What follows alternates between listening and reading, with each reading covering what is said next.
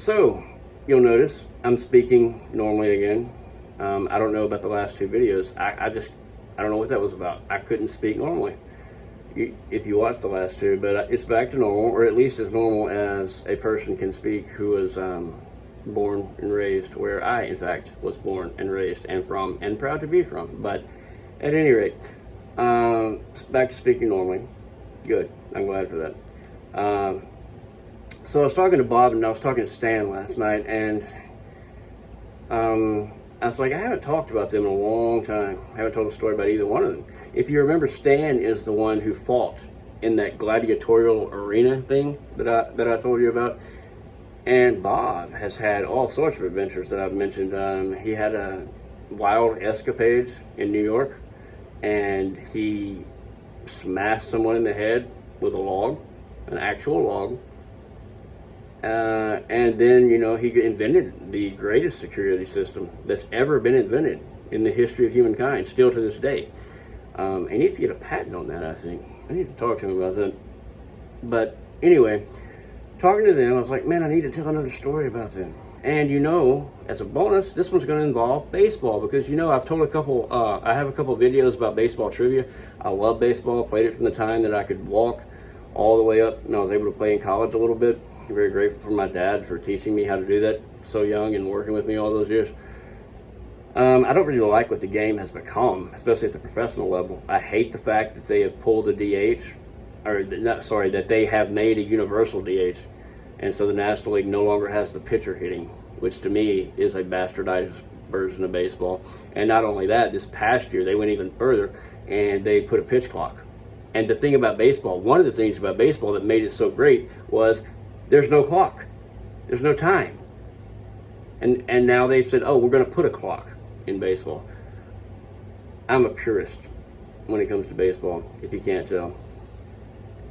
But that's not what this is about. This is about a particular event that happened our senior year in high school. We were playing baseball. We all played. I was shortstop. Bob played second base. And typically in the game, he would be the DH. Sometimes he'd play second base. Mainly he was a DH, but his position was second base. And so during this event that I'm about to tell you about, he was second base. And then Stan would play right field. And the thing you need to know about Stan in right field is that he had a hose. He could throw the ball from right field and throw it well and throw it hard. Just keep that in mind. And so we're taking a round of infield. Very briefly, if you don't know what that is, essentially the coach will come out and hit balls to the outfielders, let them throw to second, let them throw to third, and then let them throw home. Then he'll back up, hit the balls to the infielders, and they'll throw to first, then turn it over play, then throw home. It's like just warm-up practice, and this is during a practice, the particular event that I'm about to tell you. And so we're taking a round of infield, and so we've gone around all the outfielders, left field, center field, right field. They've all thrown to second base, and now we're going to go to the second round where they throw to third.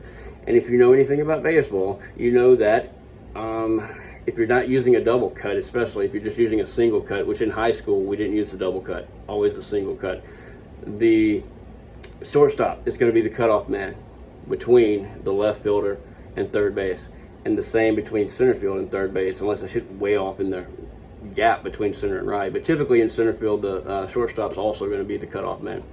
Now, when the ball's hit to right field and you're throwing to third base, the second baseman, or at least generally speaking, if you're not doing a double cut, the second baseman is cutoff man between right field and third base. And so it goes to left field, throw it in, third base. Now, the coach is hitting him to the wall, essentially, and so a cut's been required on both the hit to left field and the hit to center field. I've cut the ball, thrown it to third. Now he's going to hit to right, and he tries to hit the ball the same way to Stan in right field. Presumably it's going to require a cut. But now the second baseman, Bob, is going to be the cut man. Okay, and Bob was a really good player. I mean, this is not anything about Bob. This is just absolutely hilarious. So the coach hits the ball, but he doesn't catch it well, right? So it's just like a pop-up. And so Stan runs in. Stan ends up catching this pop-up maybe 10 feet behind the dirt at second base, maybe 10 feet. Now, Stan has the arm to throw the ball over the dugout if he wants to. Why Stan did not just throw the ball to third base on a line, I don't know.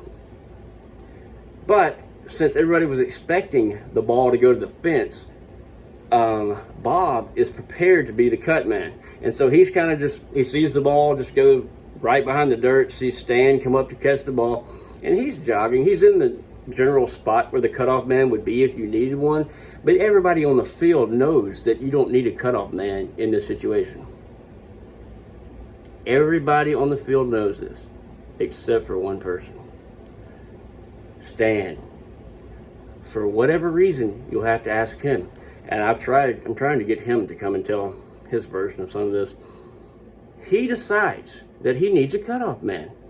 And again, he caught the ball 10 feet behind the dirt at the second base position. So he comes, he catches that ball.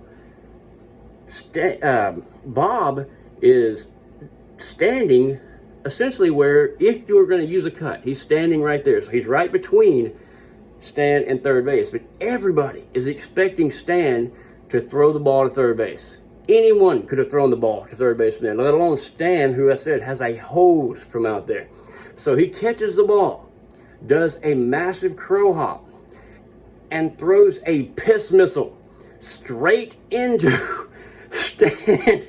He hits Stan with the ball in the leg, and Bob, he hits him in the leg. He hits him in the leg with that ball, and he starts dancing around. Like, ow, ow. And coach is like, what are you doing? He's like, I hit the cutoff man. He's like, hell yeah, you hit the cutoff man. Why did you throw it to third? Again, you had to be there, but just understand. He threw the ball from 10 feet behind the second base position, got a crow hop, threw it as hard as he could, and Bob was standing in the grass, right behind the pitcher's mound. He didn't think the ball was coming to him. He got smashed by that ball. The ball bounced all the way to center field after it hit him in the knee. And so he's hopping around out there trying to act like, oh, it didn't hurt. Oh, it didn't hurt. Oh, my God, it didn't hurt. And I was like, what are you doing, man? And so you go up to Stan later, and why did you do that? I wasn't thinking, man. I don't know. He was in the way. Whatever.